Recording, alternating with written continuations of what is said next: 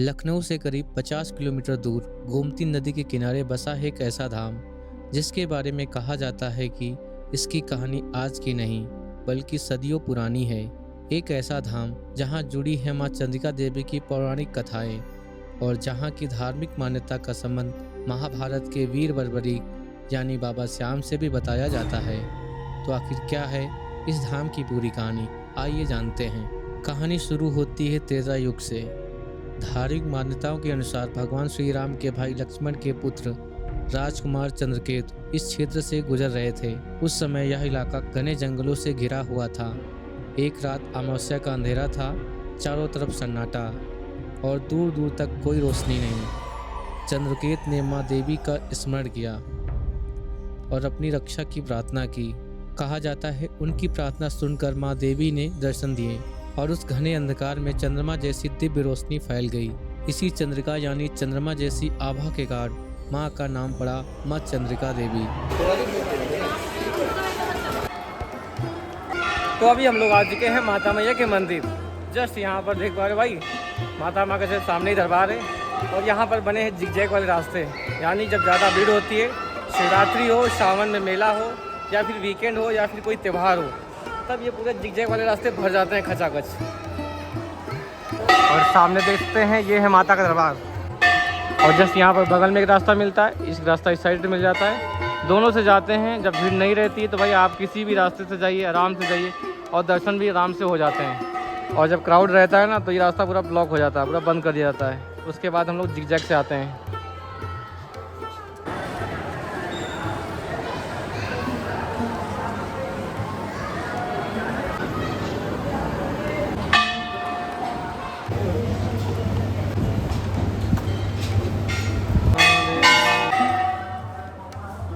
तो भाई दर्शन बड़े ही प्यारे हो गए हैं माता मैया के। जब क्राउड नहीं रहता है या फिर भीड़ नहीं रहती ना तो दर्शन बड़े ही प्यारे होते हैं। लेकिन दोस्तों, इस धाम की कहानी यहीं खत्म नहीं होती। द्वापर युग में भी इस स्थान को महाभारत काल की कई कथाओं से जोड़ा जाता है। मान्यता है कि युधिष्ठिर के अश्वमेध यज्ञ का घोड़ा इस क्षेत्र में आया था। यहीं राजा हंसध्वज और उनके पुत्रों से जुड़ी कथा सुनाई जाती है। उनके पुत्र सुंदवा माँ की भक्ति में लीन थे। कथा के अनुसार उनकी भक्ति की परीक्षा ली गई और उन्हें खौलते तेल के कढ़ाई में डाल दिया गया, लेकिन मां चंद्रिका की कृपा से सुंदवा सुरक्षित रहे। इसी वजह से स्थित सुंदवा कुंड को उनकी कथा से जोड़ा जाता है। चंद्रिका माता के दर्शन बड़े ही प्यारे हो चुके हैं और बगल में ही बाबा का भव्य दरबार बना हुआ है जहाँ बाबा के बड़े स्वरूप के दर्शन होते हैं। तो चलिए करते हैं भोले बाबा के दर्शन।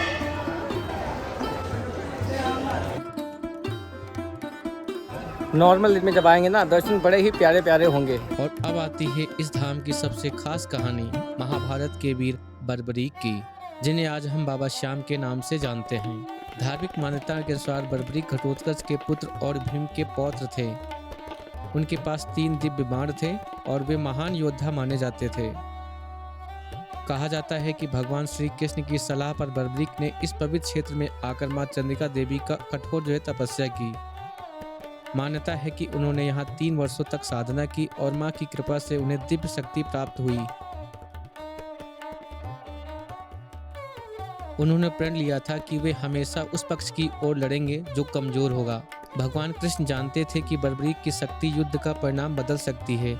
कथा के अनुसार श्री कृष्ण ने उनके शीश का दान मांगा और बर्बरीक ने बिना किसी संकोच के अपना शीश दान कर दिया। उनके इस त्याग से प्रसन्न होकर श्री कृष्ण ने उन्हें वरदान दिया कि कलयुग से बर्बरीक श्याम नाम से पूजे जाएंगे।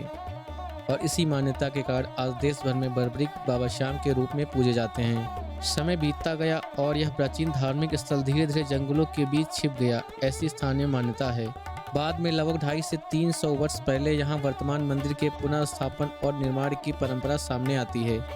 स्थानीय मान्यता के अनुसार देवी के स्वप्न में संकेत मिलने के बाद यहाँ पूजा और मंदिर का विकास हुआ। आज यही स्थान मां चंद्रिका देवी के रूप में लाखों श्रद्धालुओं की आस्था का केंद्र है। मंदिर के पास महिसागर संगम तीर्थ और सुंदवा कुंड भी धार्मिक दृष्टि से महत्वपूर्ण माने जाते हैं। गोमती नदी का शांत वातावरण, चारों तरफ हरियाली और माता के दरबार की आध्यात्मिक अनुभूति यहाँ आने वाले श्रद्धालुओं को एक अलग ही अनुभव देती है।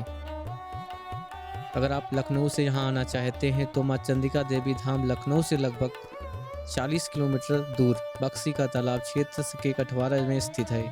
लखनऊ से सड़क मार्ग से आसानी से पहुंचा जा सकता है, इसलिए अगर आप लखनऊ में रहते हैं या लखनऊ घूमने आए हैं तो इस धार्मिक स्थल के दर्शन के लिए एक छोटी सी यात्रा जरूर कर सकते हैं। तो भोले बाबा और माता माँ के दर्शन करने के बाद जैसे आप बढ़ेंगे लगभग 100 मीटर, उसके बाद आपको दर्शन होंगे पंचमुखी हनुमान जी के।